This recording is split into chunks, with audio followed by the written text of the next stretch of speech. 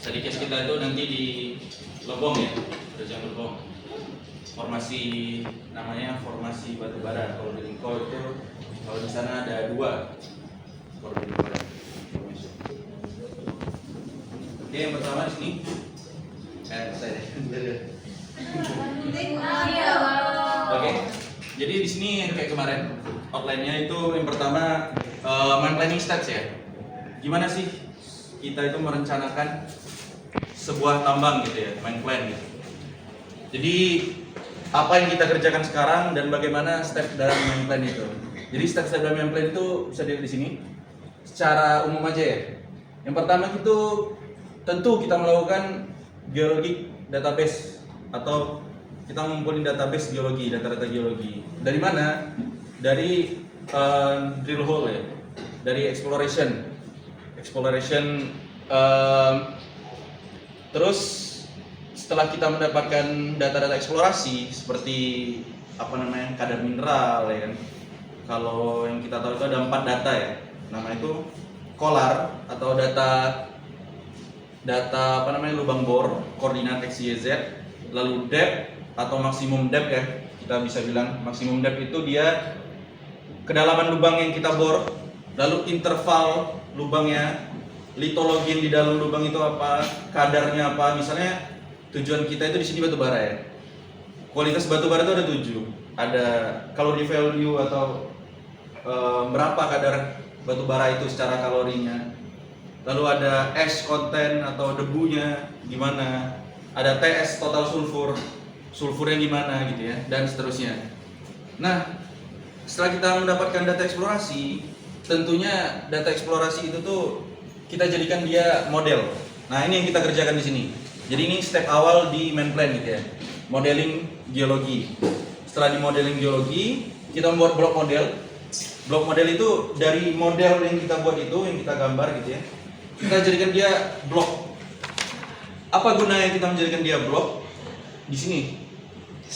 Kita harus kita bisa menentukan setiap blok itu berapa. Jadi dari kita menentukan setiap blok itu berapa nilai ekonominya, kita bisa tahu tuh batasan-batasan yang layak ditambang gitu ya. Tentunya dari mana? Dari kadarnya. Misalnya kita ada namanya istilah ditambang itu cut off grade kalau untuk mineral ya. Cut off grade itu berapa sih kadar minimal yang layak ditambang? Misalnya 0,5 untuk emas gitu ya. Berarti yang di bawah 0,5 itu nggak layak ditambang gitu ya. Kalau di batu bara itu kita bisa bilang dia BSR ya, break even stripping ratio. Itu perbandingan dari berapa banyaknya batu bara itu nanti dibandingkan dengan berapa banyaknya tanah penutup yang harus dikupas gitu ya. Nah, setelah kita melakukan blok model dan di sini kita masukkan parameter ekonomi dari model itu, nanti bentuknya kayak gini gitu ya. Kalau ini di mineral, dari bentuk yang kayak gitu baru kita bisa merancang kayak mana sih bentukan-bentukan pit yang akan terbentuk gitu. Setelah kita merancang secara kasar bentukan pit itu, kita akan membuat dia sequences atau dia gimana tahap kita nambang itu gitu, secara kasar ya. Masih secara kasar gitu. Dari mana kita nambangnya? Misalnya kalau di sini ya, kita mulai dari sini misalnya, terus ke sini, terus ke sini, terus ke sini gitu ya. Bersequence, tapi masih secara kasar gitu. Baru setelah itu kita dari modeling yang kasar tadi, kita buat dia model yang detail gitu. Kalau yang kasar tuh kita belum mendesain gimana jalan tambangnya, gimana penyaliran tambangnya, itu kita belum desain. Tapi kalau udah dia detail modeling, itu kita mendetailkan model kita dari pit itu, baru kita buat jalan tambang, desain sumnya gimana ya, letak-letak surveinya di mana gitu ya. Baru setelah itu kita hitung kira-kira kalau model tambang yang kayak gini di 10 tahun ke depan kita bakal dapat keuntungan berapa. Itu yang namanya financial modeling gitu ya. Nah, di sini bisa kita lihat yang tadi geologi database, kita ngumpulin database, geologi modeling, kita modeling yang sekarang kita lakuin. Nah, setelah kita lakuin modeling yang nanti kita sampai ke perhitungan sumber daya, baru kita main plan. Di situ dari sumber daya itu kita rubah dia ke cadangan gitu ya. Nanti beda terminologi itu. Baru kita mulailah tahap produksi. Gimana kita menambang itu, namanya scheduling. Kita membuat jadwal-jadwal penambangan gimana. Misalnya sebulan ini, target sebulan ini kita harus dapetin kalau di batu bara itu 20.000 ton gitu ya. Kita harus dapat 20.000 ton. Berarti kalau dia 12 bulan, 1 tahun, 20.000 kali 12 itu sekitar 2 juta ton lebih ya untuk batu baranya gitu. Itu target, namanya scheduling gitu. Nah, ini nanti desain akhirnya udah terbentuk pit akhir, udah terbentuk sim-sim yang di dalam itu udah kita modeling. Ada jalan-jalannya juga, ada drainage-nya di situ. Itu lah batu bara. Itu mungkin pengantar main friend.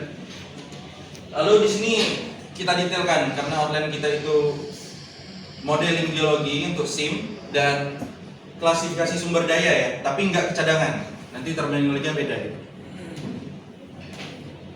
Oke. Yang kita perlu tahu gimana cara kita mengambil data eksplorasi gitu ya. Nah, bisa teman-teman lihat di sini kalau untuk batu bara ini adalah tabel database eksplorasi. Mungkin kurang jelas, nanti saya share aja PPT. Tabel database eksplorasi. Jadi misalnya ini core kita. Misalnya ini panjangnya 10 meter. Tentunya 10 meter ini dia nggak, kalau di batu bara itu dia nggak utuh sempurna gitu ya. Nah, dia bakal pecah-pecah. Nah, pecahan-pecahan itu nanti dia dianalisis proximat namanya, analisis laboratorium. Jadi apa aja yang kita analisis di laboratorium itu ada 7 tadi. Mungkin bisa dicatat itu CV atau calorie value, itu nilai kalori dari batu bara itu. Apa gunanya sih nilai kalori ini? Jadi nilai kalori ini kita untuk menentukan kemana kita akan jual batu bara ini. Misal kalau kalori rendah, batu bara kalori rendah yang misalnya 4.000 sampai 5.000 awal-awal, itu masuknya lignite atau bituminus awal gitu ya. Itu kita jualnya ke PLTU biasanya. Yang butuhnya itu batu bara rendah. Tapi kalau udah misalnya bituminus akhir sampai ke antrasit atau semi antrasit atau meta antrasit, itu biasanya untuk di ini ya, semen. Jadi PT semen itu dia butuh batu bara yang kalori tinggi agar apa? Pemanasan membuat semen itu dia butuh suhu yang tinggi gitu. Nah, antrasit itu kalau dibakar suhunya bakal tinggi, beda dengan lignite. Karena kalori value dari antrasit itu tinggi, beda sama lignite ya. Kalori value-nya rendah gitu.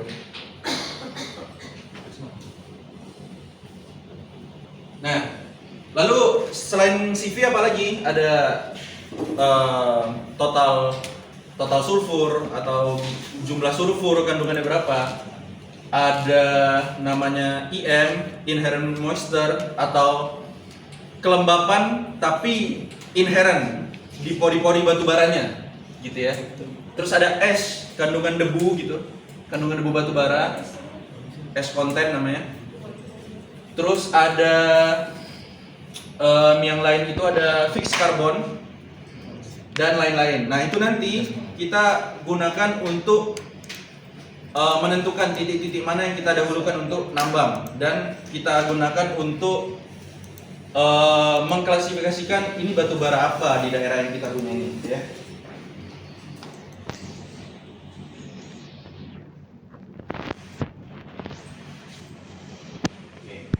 Lanjut. Jadi outline yang kedua itu ada sedimentation environment. Lingkungan pengendapan batu bara itu perlu kita ketahui. Dari apa? Dari ciri-cirinya. Misalnya dengan total sulfur yang tinggi dan kandungan es yang rendah, itu berkemungkinan batu bara ini terendapkan di daerah yang dulunya lautan gitu. Karena apa? Air dari laut itu dia bakal meningkatkan kadar sulfur dalam batu bara. Terus apalagi ciri selanjutnya gitu? Ciri selanjutnya itu dari litologi batuan yang kita bor tadi. Kita ketemu batu bara, terus di atas batu bara itu ada apa? Misalnya ada sandstone, cuman carbonaceous sandstone, sandstone yang terkarbonasi. Berarti kan fix memang dulunya lokasi batu bara kita itu lautan gitu ya, atau daerah yang dekat laut. Ini klasifikasinya itu nggak begitu penting ya. Lanjut ke yang selanjutnya. Nah, ini tadi parameter kualitas batu bara yang tadi saya sebutin. Di sini ada TM, total moisture. Jadi moisture itu terbagi menjadi dua ya. Dari total moisture itu dia terbagi menjadi dua, surface moisture dan inherent moisture. Nah, kalau dua ini ditambah nilainya, jadilah dia total moisture gitu ya. Lalu parameter kedua itu adalah mineral meter, atau di batu bara itu berapa sih kandungan mineralnya gitu. Berapa kandungan mineralnya di batu bara itu. Nah, mineral meter ini kita hitung dari mana? Dari penjumlahan volatil meter atau zat terbang dalam batu bara dan ash content atau debu dalam batu bara itu sendiri. Karena debu itu kan dia material ya, atau bisa kita bilang mineral juga debu itu. Lalu yang kedua ada parameter fixed carbon atau FC di sini ya. Fixed carbon itu kualitas batu bara yang menggambarkan berapa sih persentase karbon, zat karbon yang ada di batu bara kita itu. Semakin tinggi, semakin bagus kualitasnya gitu ya.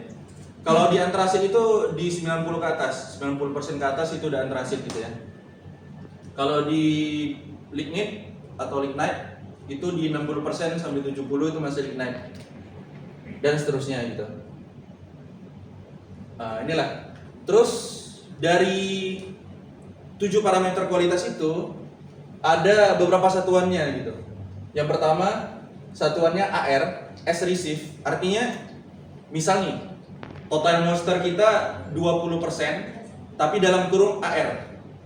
Itu artinya 20% tapi 20% itu kita hitung berdasarkan semua parameter ini, atau kita presentasekan dari semua parameter ini, atau kita bilang dia as receive, sebagaimana yang kita baru dapat gitu. Kita baru dapat di lapangan, langsung kita analisis gitu ya, tanpa ada campur aduk gitu, campur tangan kita ya. Lalu ada ADB. Nah, ini ADB ini yang sering kita gunakan di laboratorium. Jadi misalnya kalau teman-teman nanti setelah ini di study case, itu satuannya apa? Satuannya ADB. Misalnya CV 50% dalam kurung ADB gitu. Atau dia air dried basis. Jadi ADB kan di sini nih. Dia cuma masuk dari sini nih sampai sini. Parameter pembaginya, persentasenya itu. Dia tidak masuk surface moisture. Makanya dia bilang air dried basis gitu ya. Dia kandungan airnya itu sebagian udah dihilangkan gitu, makanya air drain basis ADB. Inilah yang kita gunakan nanti untuk study case kita gitu ya. Terus dua ini itu jarang digunain. Yang sering juga digunain tuh ini DMMF, dry mineral meter. Ini yang kita gunakan untuk mengklasifikasikan batu bara kita nanti pakai klasifikasi ASTM ya. Selanjutnya dilihat nih. Oke. Nah, ini klasifikasinya. Jadi batu bara itu diklasifikasikan dari parameter kualitas tadi. Tapi dari 7 parameter kualitas tadi yang kita gunakan untuk mengklasifikasikan itu cuman 3, yaitu fixed carbon atau FC tadi, terus VM, volatile meter, sama CV yang tadi calorie value. Tapi dalam satuan yang berbeda-beda. Dalam satuan DMMF. Kita konversi dulu nanti. Ini mengkonversinya. Contoh ya, kita konversi itu FC. FC itu dia dalam satuannya biasanya ADB, yang tadi air drain basis. ADB karena kita mengklasifikasikan itu pakai satuan DMMF, kita konversi dulu. Misal ADB kalau sini. ADB sini ya. ADB dikonversikan menjadi DMMF, rumusnya ini. FC tadi dikali 0,15 dan seterusnya gitu. Barulah nanti itu jadi DMMF. Baru itu yang kita gunakan untuk mengklasifikasikan batu bara kita, gitu ya. Jadi dalam klasifikasi ini itu batu bara dibagi jadi 2, yaitu high rank coal atau batu bara kualitas tinggi dan batu bara kualitas rendah atau low rank coal. Untuk high rank coal itu dia dari sini mulainya. Nah, dari yang tengah ini sampai ke atas. Tapi untuk low rank coal itu dari bawah sini sampai ke bawah ya. Untuk low rank coal itu ada apa aja? Ada lignite, ada bituminous, dan dia sampai ke bituminous high volatile, bituminous A gitu ya. Nah, untuk high rank coal itu dia sampai ke antrasit dan meta antrasit. Meta antrasit itu istilahnya batu bara yang udah hampir termetamorfisme gitu ya. Dia punya kandungan karbonnya itu sampai 96% ke atas. Jadi kandungannya itu karbon semua gitu, benar-benar tinggi batu baranya ya. Nah, caranya gimana mengklasifikasikannya? Untuk mengklasifikasikan batu bara yang berperingkat tinggi, itu kita gunakan dua, yaitu yang tadi FC dan FM. Di sini untuk bagian FC, di sini bagian FM. Sini ya. Contoh nih, untuk semi antrasit yang di sini, kandungan FC-nya itu di 85 sampai ke 92. Nah, kalau kita dapat FC kita 85 sampai 92, berarti itu di semi antrasit.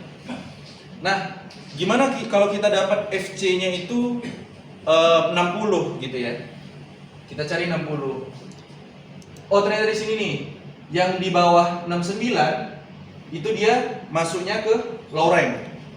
Jadi kalau kita punya FC di bawah 69%, itu dia masuk ke low rank di bagian sini. Nah, kalau low rank yang kita pakai itu bukan FC sama VM, tapi yang kita pakai itu CV gitu. Jadi yang kita pakai CV ini. CV yang kita punya itu kan dia masih ADB ya. Satuannya itu kilokalori per kilogram ADB gitu ya. Nah, kita konversikan dulu dia ke yang diminta di sini tuh DMMF. Gimana caranya? Kita kalikan dia dengan, kalau di sini DMMF nih, kita kalikan dia dengan 1,8. Misalnya kita punya CV kita itu 5800 ADB kilokalori per kilogram. Untuk mengkonversikan dia ke DMMF, kita kalikan dia dengan 1,8. Dapatlah misalnya dia di sekitar berapa? 10.000. Ah, kalau 10.000 berarti ranknya di sini nih. 10.000 sampai 11.000, berarti dia masuk di subbituminous batu bara kita. Gitu ya. Itu untuk konversi batu bara.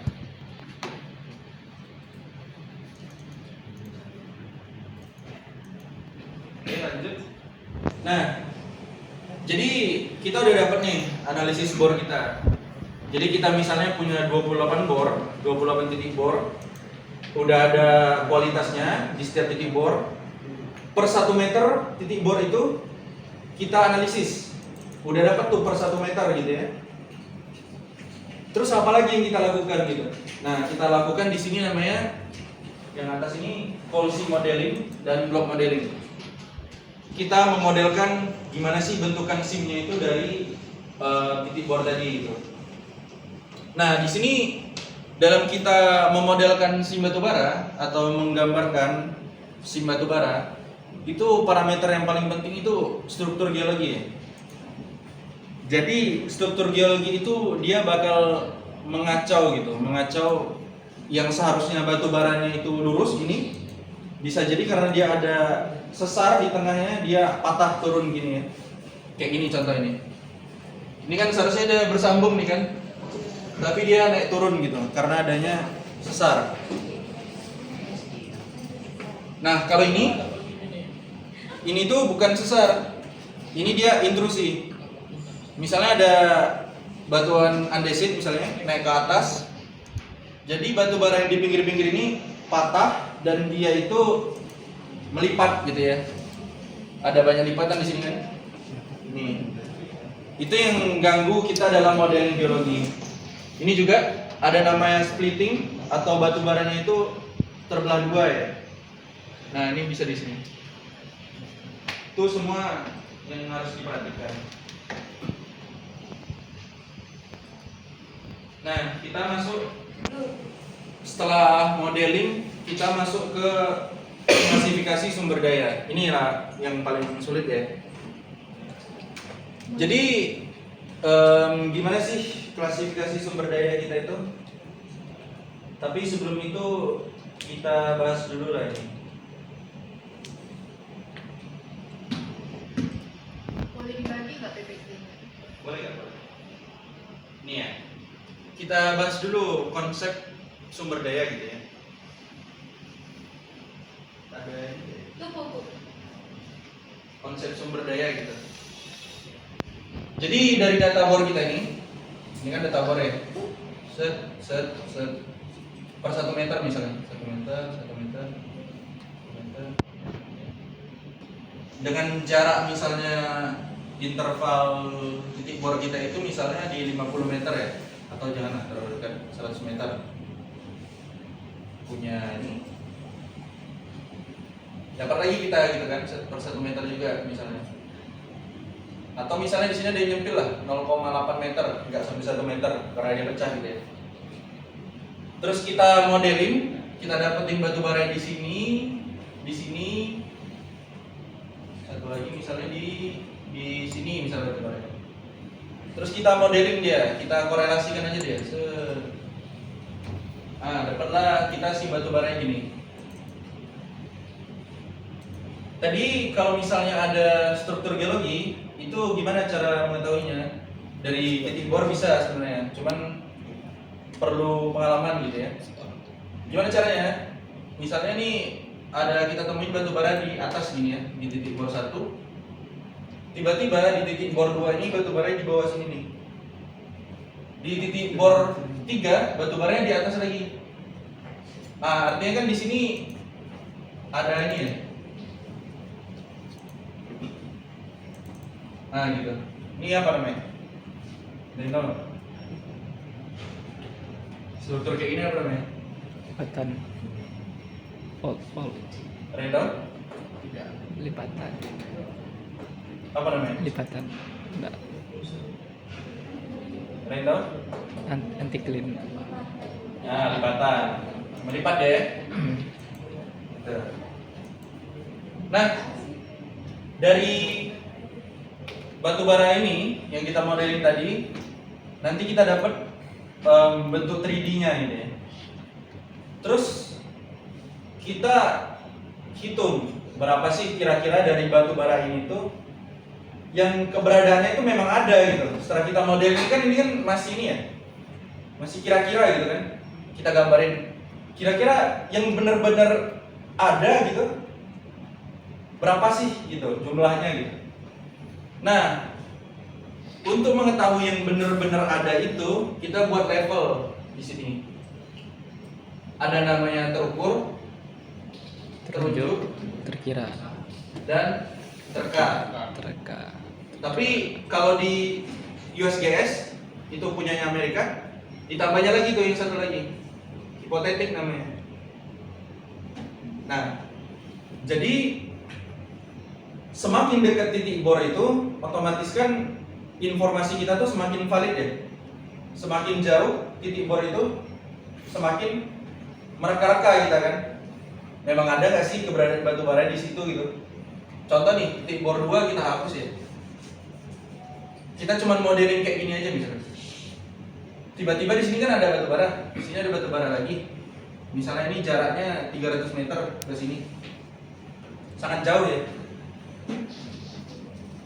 Bisa jadi yang kita modelkan dia kayak gini, tiba-tiba dia bukan kayak gitu ternyata, tapi dia ngebentuk kayak gini. Tiba-tiba dia cuman ngebentuk kayak gini. Ada 2 sim. Nah, itulah pentingnya kedekatan titik bor itu. Jadi semakin dekat datanya itu semakin valid gitu. akurat. Nah, data yang paling valid di dalam sumber daya itu, dia itu namanya sumber daya terukur. Titik bornya itu paling dekat. Kalau dalam ketentuan kita itu untuk sim batu bara yang dia itu nggak terganggu struktur, itu jaraknya untuk yang terukur 200 meter. Jadi antara titik bor itu spasinya 200 meter maksimal. Terus level yang di bawahnya lagi berapa? Terunjuk, serka, dan hipotetik. Tapi yang ini yang berdasarkan SNI ya, yang itu SNI 5015 ya, tahun 2019. Yang ini USGS. Ini dari Amerika, punyanya Amerika. Ini yang punyanya Indonesia, gitu ya. Nah, sumber daya, inilah sumber daya. Kita belum hitung keuntungan. Kita belum menghitung keuntungan dalam ini. Kita baru menghitung kira-kira pasti nggak sih sumber daya kita tuh segini volumenya gitu ya. Belum hitung keuntungan. Tapi kalau kita udah berbicara keuntungan, kemungkinan batu bara yang kita hitung tadi itu, misalnya sumber daya terukur kita itu 50 juta ton. Yang ini sekitar 150 juta ton. Yang ini di 20 ton, juta ton. Yang ini misalnya di 300 juta ton ya. Karena kan ini masih hipotesa ya. Biasanya ini itu bukan dari bor, tapi dari citra satelit aja, gitu ya. Kita tengok di Google Earth misalnya, oh di sini ada, kayaknya ada batu bara gitu ya, masih kayaknya gitu. Terus kita buat batasan-batasan daerah gitu misalnya, dari peta gitu. Kayak di sini ada batu bara lah gitu. Kita buat batasan, kita hitung luasannya, baru kita hitung volumenya gitu. Dapatlah dia 300 juta ton gitu. Nah, kalau misalnya anggap aja yang mau kita tambang itu cuman di terukur sama terunjuk aja. Terkaya nggak boleh kita tambang karena dia masih rendah lah keyakinan kita kan. Terka sama hipotetik belum pasti gitu ada gitu. Tapi kalau dua ini kita anggap dia udah ada gitu, udah pasti ada batu bara. Kita jumlahkan dia itu di sekitar 200 juta ton totalnya. Nah, dari 200 juta ton ini kira-kira berdasarkan hitung-hitungan kita yang tadi, financial modeling tadi, seberapa untung kita ngitung batu baranya. Kira-kira ketika kita ngitung keuntungan 200 juta ton ini mungkin nggak kita tambang semua gitu. Kalau misalnya memang mungkin kita tambang semua, setelah kita hitung, oh 200 juta ton ini masih untung kita tambang gitu ya. Ya udah 200 juta ton kita tambang. Ini sumber daya nih. Masih sumber daya. Terus kita hitung keuntungan. Kita hitung keuntungan. Setelah didapat hitungan keuntungan, tetap 200 juta ton. Artinya masih untung kita kalau nambang 200 juta ton. Inilah yang namanya cadangan gitu ya. Artinya cadangan itu yang udah kita hitung-hitung gitu. Oh udah untung nih gitu, 200 juta ton. Cadangan itu dia terbagi menjadi dua, terkira dan terbukti gitu ya, dua. Gimana sih cara kita dalam menentukan itu tadi? Misalnya kita mau mengkonversi sumber daya ke cadangan tadi. Tadi kan saya bilang kan dia ngitung keuntungan ya. Itu baru sebagian kecil. Tapi kalau kita mengkonversi sumber daya ke cadangan, itu ada beberapa faktor. Yang pertama, penambangan. Jadi, misal nih, kita punya sim batu bara di satu daerah, simnya itu berada di bawah sungai. Otomatis kan kalau kita buat pit, nggak mungkin kan kita masukkan sungai itu sekali-sekalian. Berarti yang di bagian sungai itu nggak kita tambang gitu. Itu faktor penambangan. Ada beberapa yang penghalang kita untuk menambang 200 juta ton tadi. Anggap aja setelah kita ngitung faktor penambangan, yang nggak bisa tertambang itu dikurang 50 juta ton. Artinya jadi 150 juta ton gitu ya. Kita hitung lagi faktor ekonomi. Ternyata harga batu bara kalau di bulan ini, ya, Desember harga batu bara naik sekitar 20%-an. Artinya kan harga batu bara makin tinggi, yang bisa kita tambang itu makin banyak gitu ya. Setelah kita hitung faktor ekonominya, masih bisa tuh. Dari yang 200 turun ke 150, kita hitung faktor ekonomi masih 150 gitu. Kita hitung lagi pemasarannya gimana, hukumnya gimana, lingkungannya gimana, sosial masyarakatnya di situ gimana, dan peraturan pemerintah terakhir, regulasi. Kalau misalnya di area hutan, itu kalau misalnya nambang di area hutan ada namanya IPPKH ya, izin pemakaian lahan hutan gitu ya, dan lain-lain sebagainya. Inilah sumber daya dan cadangan itu beda ya. Yang kita bahas itu nanti di sini, sampai di sini, di sumber daya aja dulu. Jadi ya, pada aja ini. Nah ini tadi yang jarak-jarak titik bor yang saya bilang tadi, ada 200 meter, ada 300 meter. Ini ketentuannya. Kalau di SNI itu untuk sumber daya batu bara yang tereka dengan kondisi sim batu bara yang dia sederhana atau nggak adanya sesar, nggak ada lipatan, itu di jarak 1000 sampai 1500 meter. Artinya 1 kilo itu masih masuk sumber daya tereka gitu ya. Untuk terunjuk di 1000 sampai 500 dan diterukur di bawah 500 meter. Nah, nanti dia membentuk kayak gini. Lingkaran-lingkaran. Kalau di sini untuk yang terukurnya sekecil ini terukur. Untuk terkanya yang segini, gini ya. Untuk yang terunjuk maksudnya tadi. Terus untuk yang terkanya segini, selebar ini, selain ini. Jadi yang bisa ditambang itu yang mana? Yang ini sama yang ini ya. Yang luar ini belum bisa karena dia belum terpercaya ya. Belum fix.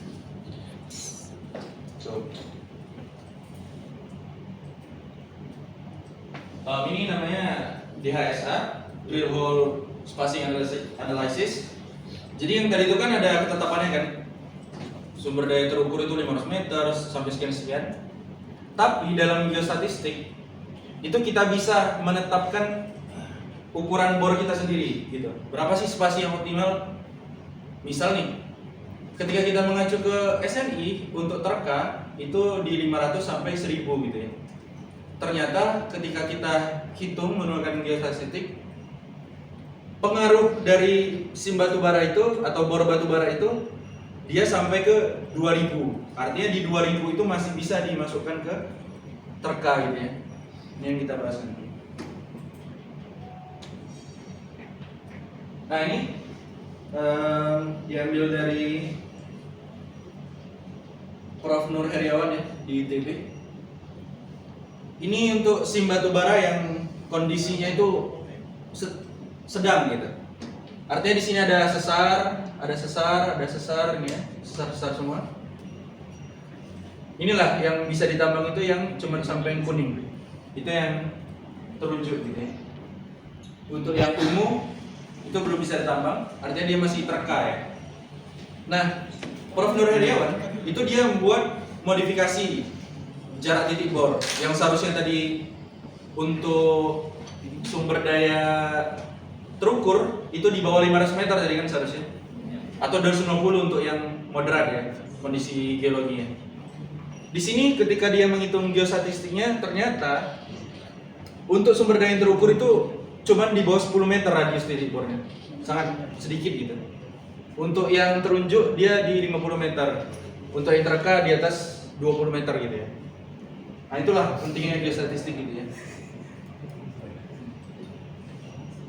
Nah itu mungkin itu untuk materi kita. Mungkin di sini ada, ini terlewatkan tadi. Jadi sebentar ada yang terlewatkan sedikit. Nanti kita itu bakal ini ya analisis statistik dasar. Kalau kita belajar di Geostat itu atau statistik ada namanya outliers gitu ya. Ini tuh saya hitung statistik dasar dari total sulfur ya, kandungan sulfur dalam batu bara. Itu dia ngebentuk histogram gini gitu. Terus ini ada korelasi antara CV atau calorie value dan kadar air dalam batu bara. Ada juga itu hubungan antara calorie value dan kandungan debu gitu. Kalau ini udah benar, artinya gimana? Kalau misalnya tingkat kalorinya itu bertambah, artinya semakin tinggi, tingkat airnya itu semakin rendah, ya. Karena kan kalau kalorinya batu bara itu tinggi, tingkat air batu bara itu semakin rendah. Ini udah benar nih. Tapi yang itu salah itu. Kenapa? Karena ketika calorie value semakin tinggi, seharusnya debunya itu semakin rendah juga kan? Tapi ini enggak. Dia kalorinya makin tinggi, esnya itu atau debunya itu semakin tinggi juga. Itu salah ya. Inilah pentingnya analisis statistik dasar ini.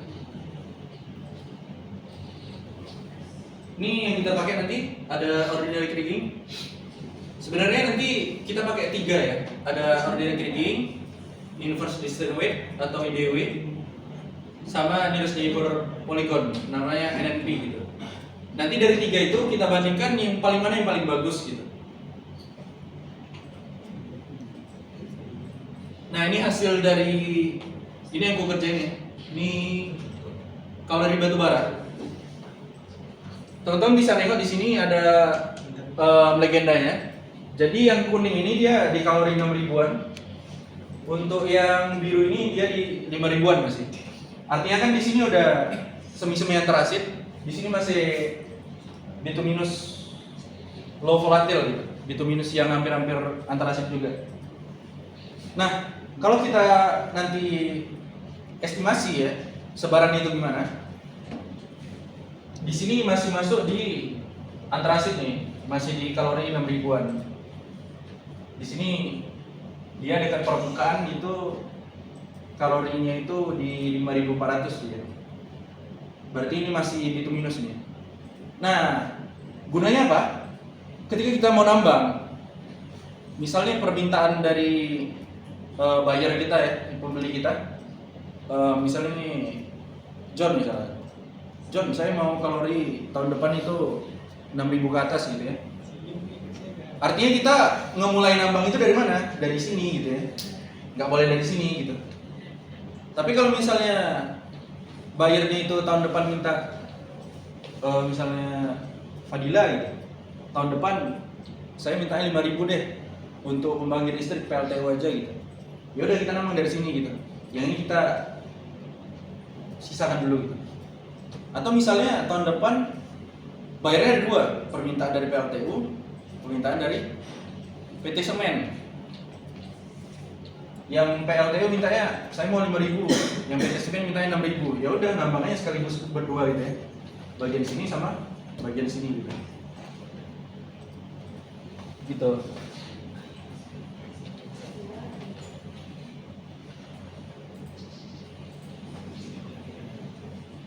Nah, itu tadi kan di batu bara ya. Kalau ini sedikit pengetahuan itu di porfiri ya. Ini endapan porfiri di, kalau nggak salah ini Grasberg ya kalau nggak salah. Iya kalau nggak salah. Ini endapan tembaga dan emas, asosiasi tembaga dan emas.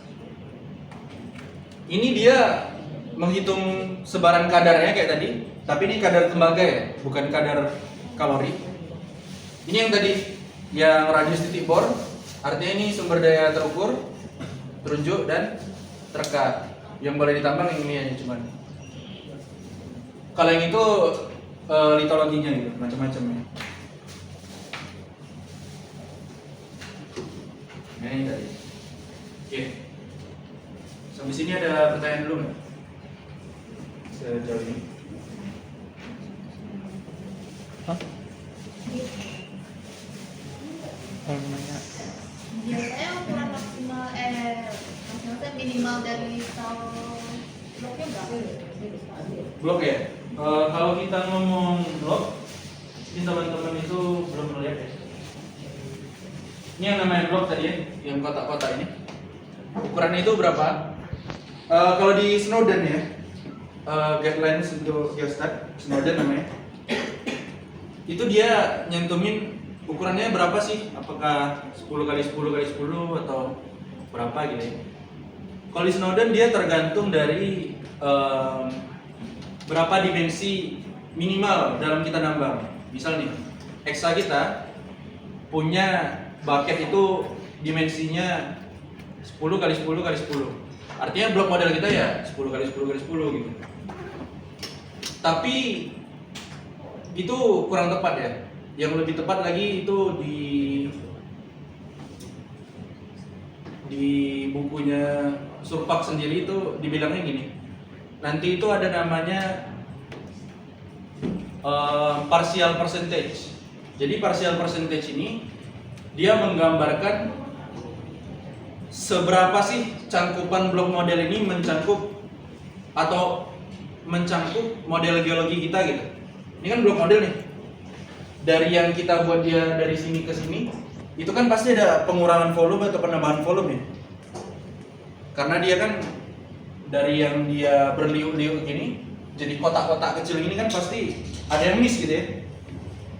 Nah, yang miss itu atau yang bertambah itu dihitung di mana? Di partial percentage namanya.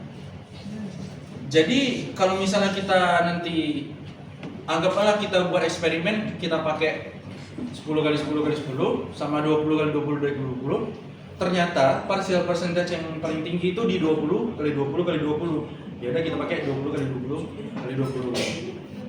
Lalu pertanyaannya, gimana kalau kita misalnya punya EXA itu cuma 10x10x10, sedangkan Snowden bilang tadi harus sesuai gitu ya. Ya udah nanti kita reblok aja. Dari blok yang awal kita reblok dari yang 20x20, kita kecilin dia ke 10x10x10. Yang penting pas estimasinya itu kita pakai yang 20. Tapi bukannya bagusnya lebih kecil ya? Kalau Sleman itu cuma ada kurang bukan? Itu sebenarnya jadi ini ya, Kak. Jadi apa?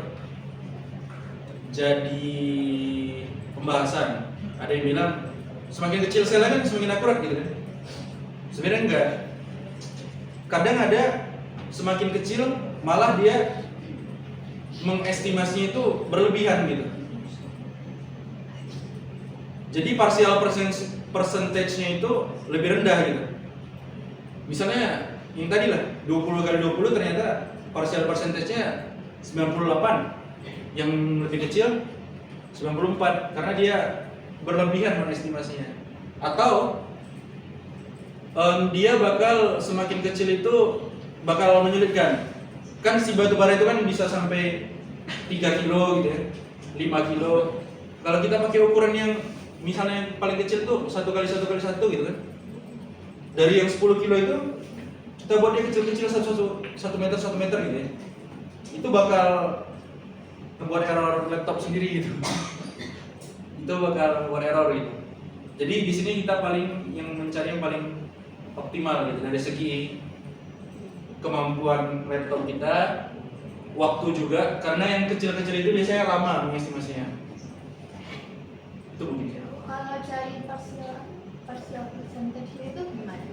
Ada di Surpang itu. Ada semua. Oke. Ada lagi mungkin?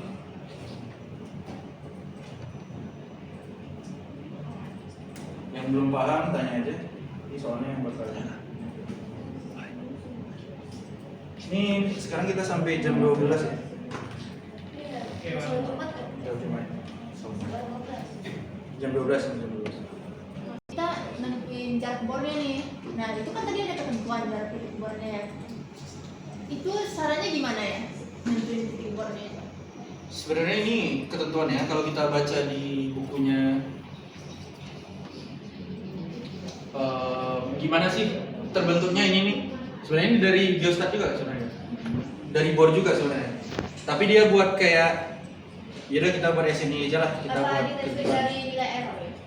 Pas validasi. Dari ini range variogram. Oh.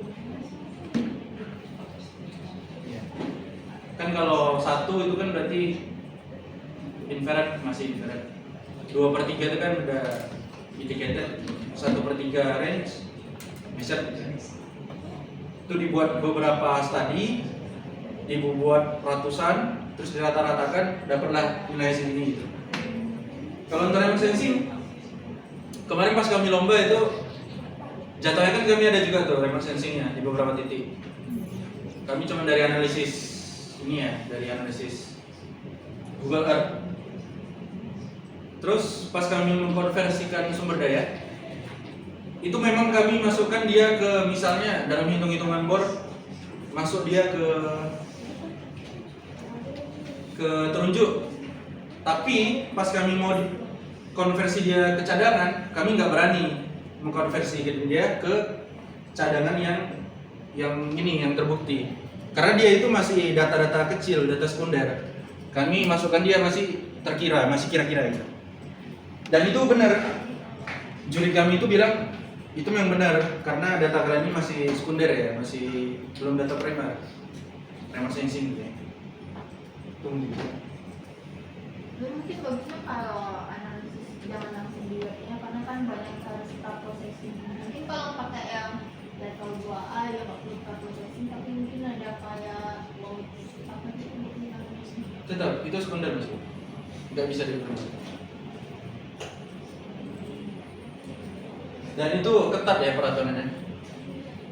Tapi kalau kayak misalkan dan itu kan apa namanya jangkauannya kecil ya. Kalau misalnya kayak Sentinel tuh kan dia misalnya 10 meter, itu 10 meter yang lumayan jauh ya.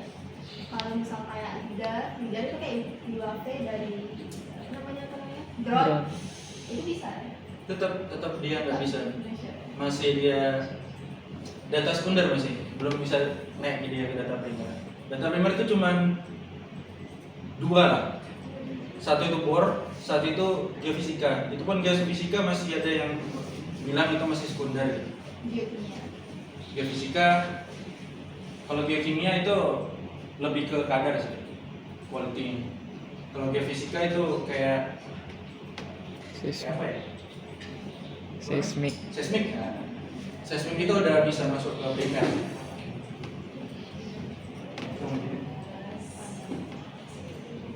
Itu mungkin kita lanjut aja bentar di Surpak. Udah aku kirim kan datanya di WA. Sudah.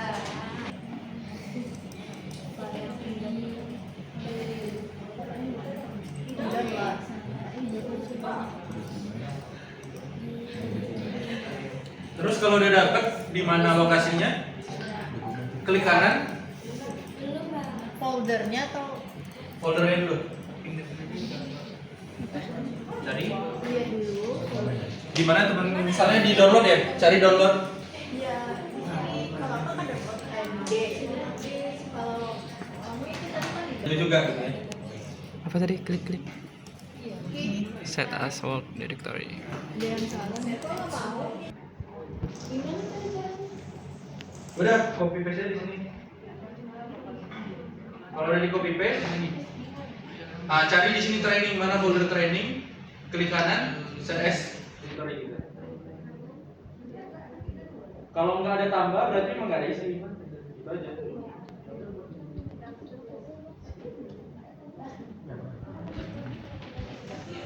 Gimana tadi? Udah. Ada. Klik kiri, tarik ke sini. Tep.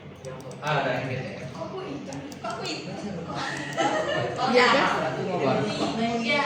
Kok beda? Yang mana Tengok dulu ini yang deket aja. ke plan view lah biar dia ini kan dari samping nih dari atas.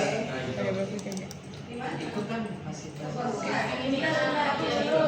Nah ini dari atasnya itu. Udah kan? Pokoknya di sini. Gimana bang? Bagian atas ini. Klik kanan aja. Pilih toolbar. Toolbar. Cari display and hide. Display. Klik aja. Yang mana kan? Display and hide. Klik kanan, cari toolbar, display and hide. Nah, setelah itu ada ini nih. Ada gambar mata, lingkaran, terus ada kuning dan hijau. Klik kiri. Kok beda? Bang, bentar bang. Mana gambar mata? Gak ada punya mata. Sama gitanya. Mata hijau. Gak ada punya mata dah. Dimunculin apa? Buka sih. Bang, gak ada mata. Gak ada punya kami gak ada sempur. Ini terus display and hide, klik and then klik ini. Enggak, kiri. Kan beda kiri. Mana lagi? Ah, ya, sampai situ dulu. Yang mana saya ini klik kanan di sini. Ah, abis itu ambil toolbars. Oh, oke, klik ini. Yang ujung kuning ini. Mana sih sepupunya aku beda. Di reset color, apply aja. Yang mana? Bor ya kan? Reset color range ya. Iya. Nah, apply aja langsung. Apa tadi bang? Apply. Iya. Apa tadi? Aku langsung apply. Pilih dulu range. Objek range-nya.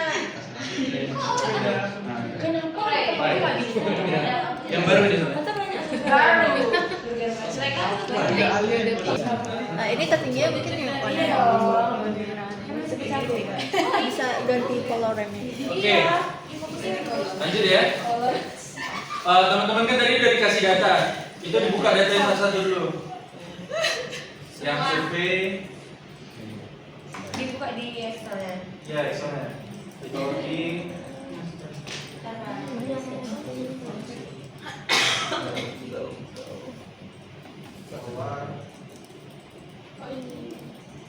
Quality juga. Quality juga.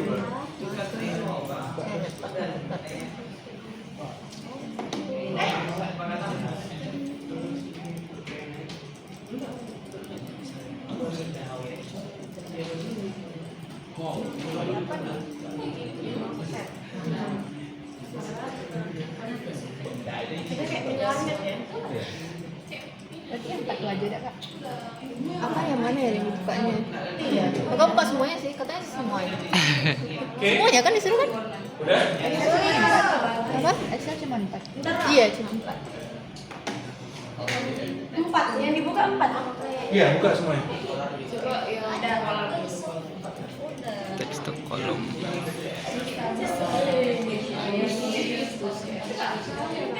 Koma.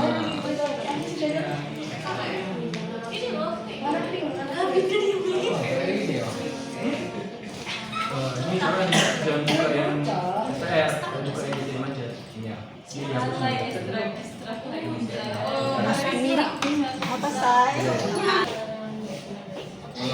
Nah ini kayak biasa ya kalau teman-teman belajar survei ada koordinat X, Y, Z. Nah ini namanya depth. Jadi kedalaman maksimal lubang bor kita berapa? Ada 50, tapi yang di bawahnya itu kan bervariasi tuh.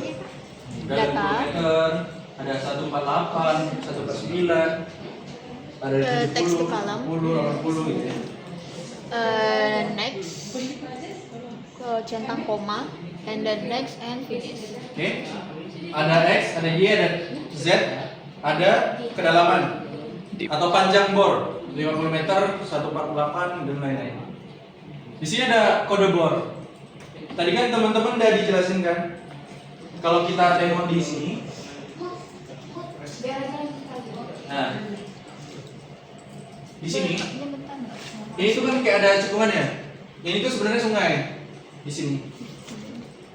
Bor yang di bagian sini kita namain dia zona barat. Di bagian sebelum sungai itu zona barat. Di sebelah sungai, di setelah sungai itu namanya zona timur. Kalau teman-teman tengok di data kawan tadi, ada namanya BHW 1 misalnya. BHW itu panjangnya borehole west. Sedangkan untuk yang BHE itu namanya borehole east. Yang 1, 2, 3 dan seterusnya itu nomor bornya gitu ya. Ini di sini.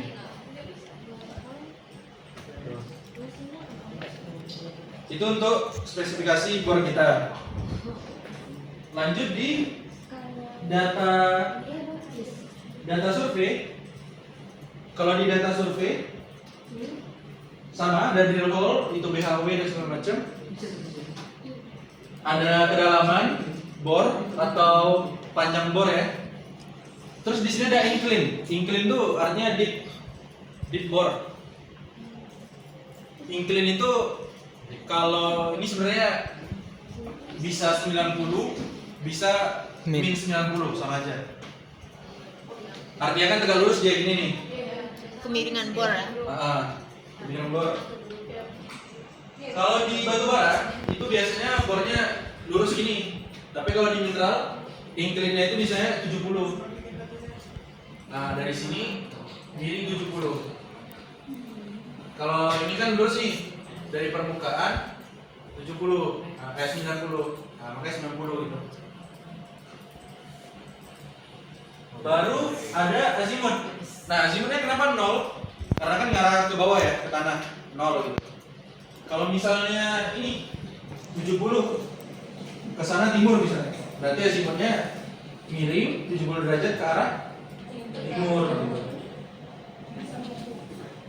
Azimut.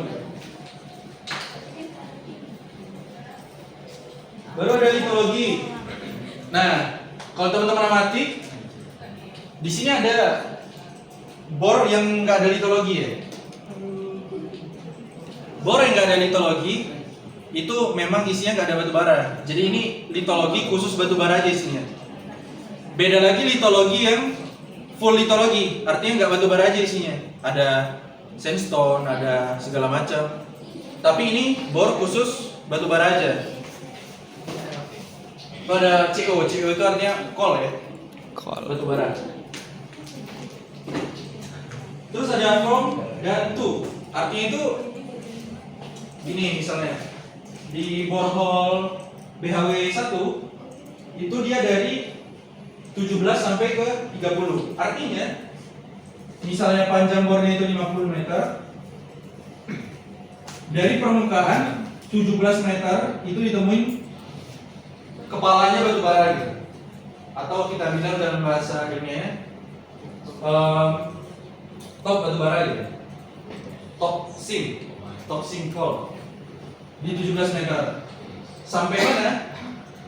Tuh 30 dari 17 permukaan sampai ke 30 ke bawah. Artinya kalau kita mau ngitung ketebalannya tinggal kurangin aja. Yang ini kurang ini, 30 kurang 17 dapatnya di berapa tuh? Dapatnya di 13 meter. Artinya ketebalan batu bara kita di 13 meter. tapi masih ketebalan semu, belum ketebalan asli. Kenapa? Ini sim nih. Misalnya deep sim kita tuh 30 meter, 30 derajat deepnya. 30 derajat sim batu baranya. Bor kita kan tegak lurus. Nah, ini kan kalau kita ngitung ketebalan, dia nggak tegak lurus kan sama simnya. Makanya dia masih apparent thickness. Apparent thickness tuh ini, dia belum tegak lurus sama sim. Tapi kalau true thickness, dia udah tegak lurus. Nah, gini. Yang tadinya misalnya 13 meter, pas kita koreksi dia jadi true thickness di 11 meter cuma. Contoh ya.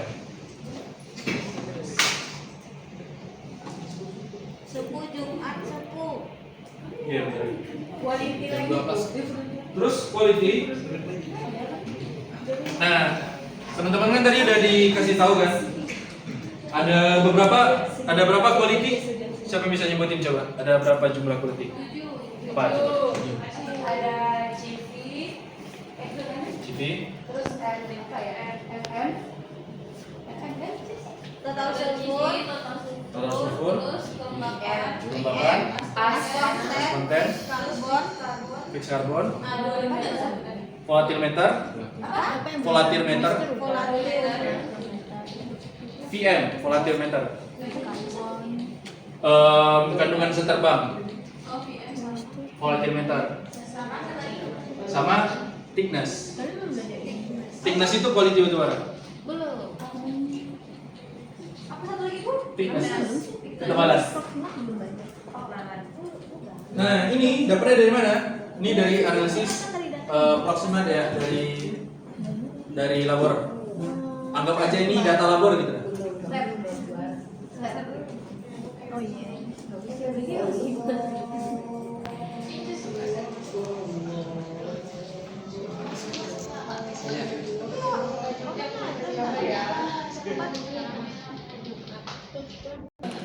Tuh, gak sopan.